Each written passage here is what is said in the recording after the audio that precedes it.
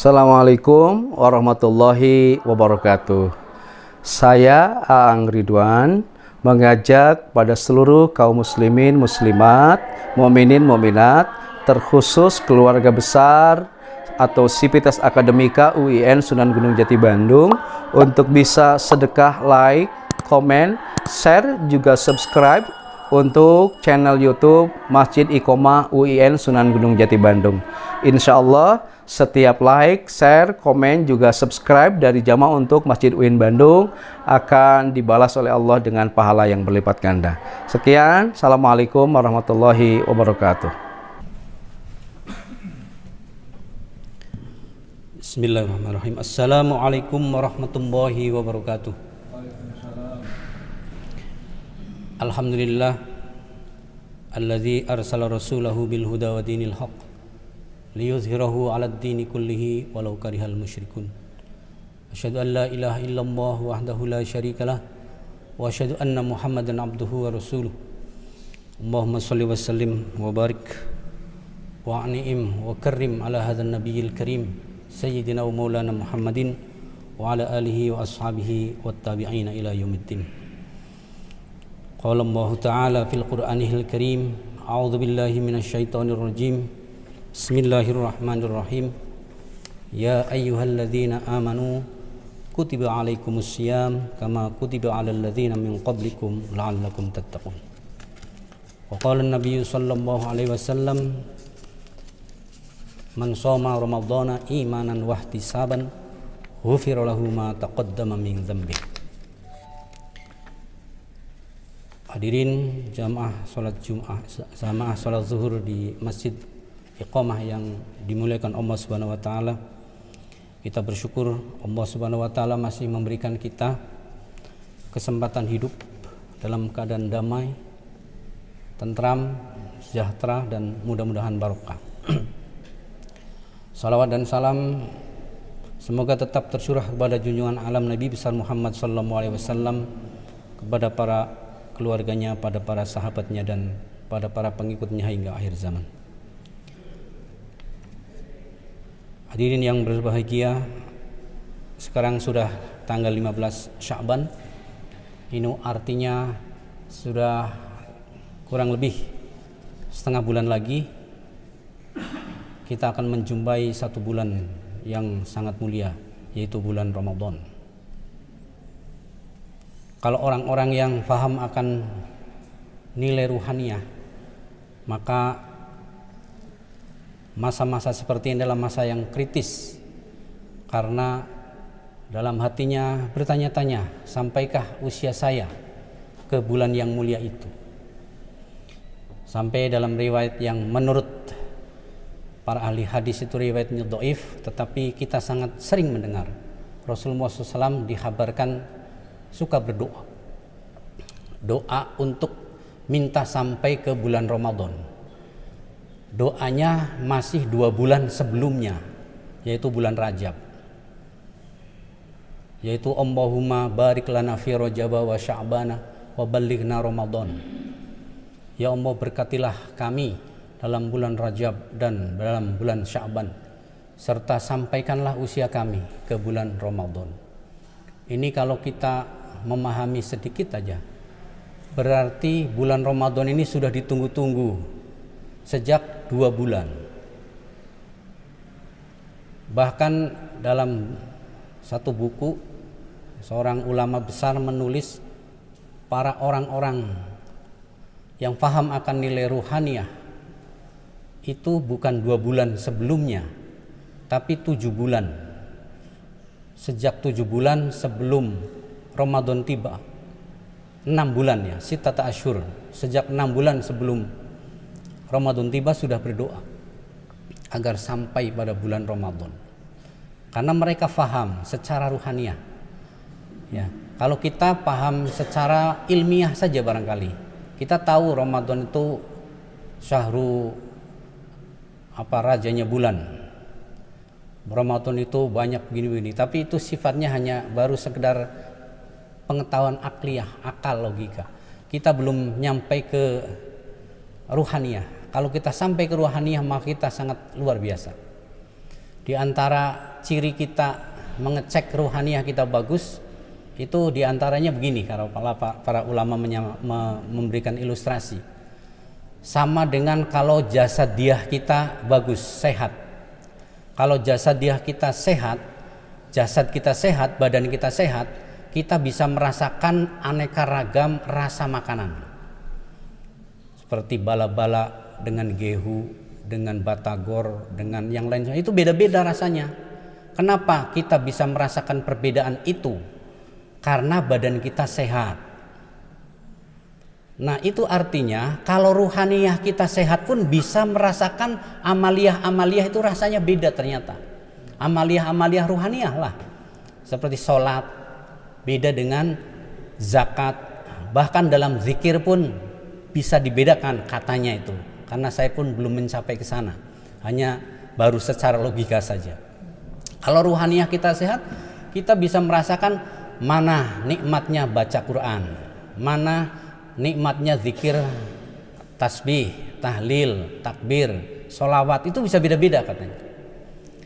Begitu juga kalau kita sekarang memahami Ramadan akan tiba, bagi orang yang paham maka akan benar-benar ditunggu-tunggu. Maka pantas kalau kita berdoa dari sejak Rajab, Allahumma barik lana fi Rajab wa Sya'bana wa ballighna Ramadan. Dan alhamdulillah kita sekarang nyampe ke setengah Sya'ban.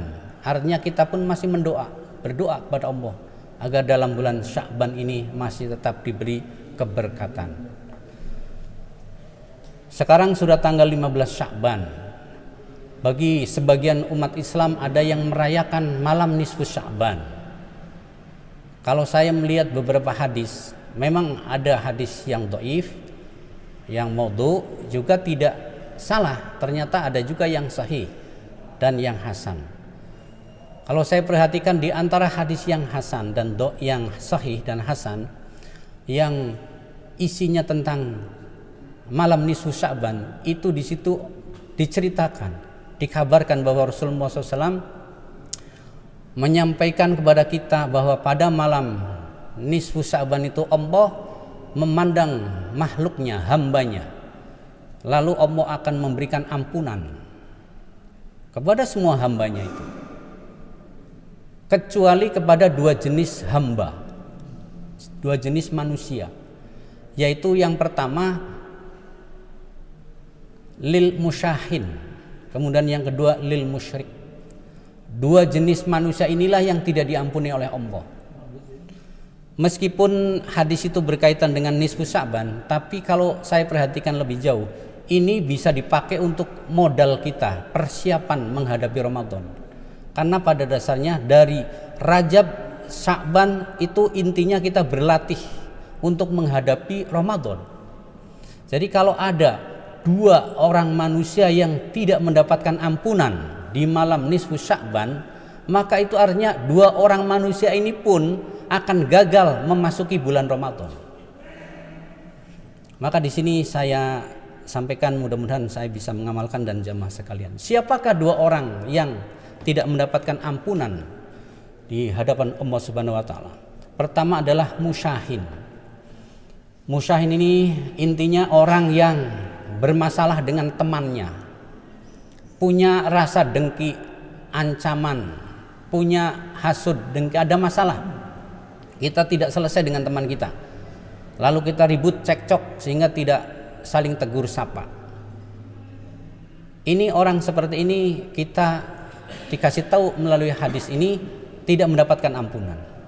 Karena secara umum Nabi mengatakan la yahillu lil muslim, tidak halal bagi orang muslim ayah juro akhohu foko salasi layalin. Tidak boleh seorang muslim itu tidak bertegur sapa dengan temannya selama 3 hari. Jadi kita tidak boleh menyimpan dendam, dengki, apalagi sampai menjelakai saudara kita. Kalau sampai kita memiliki sifat seperti ini, jangan harap kita akan sukses memasuki Ramadan. Jangan harap kita mendapatkan Lailatul Qadar. Katakan kita itikaf 10 hari terakhir umpamanya. Biasanya kita di bulan Ramadan kan luar biasa ya. Tapi ingat ini, kalau kita masih menyimpan hasud, dengki kepada teman kita, itu bereskan dulu. Bereskan dulu, selesaikan dulu itu dengan dirimu sendiri. Kalau perlu kita datang ke orang yang bersangkutan minta maaf. Kalau hak kita diambil, ikhlaskan. Kalau hak dia kita ambil, kita berikan dan minta ikhlas. Itu musyahin. Yang kedua adalah musyrik. Orang musyrik. Mungkin kita akan mudah atau merasa ringan, saya tidak musyrik. Iya, mungkin kalau musyrik dalam arti syirik yang besar mungkin kita terhindar. Karena para ulama menyembagi musyrik itu ada dua. Syirik itu ada dua.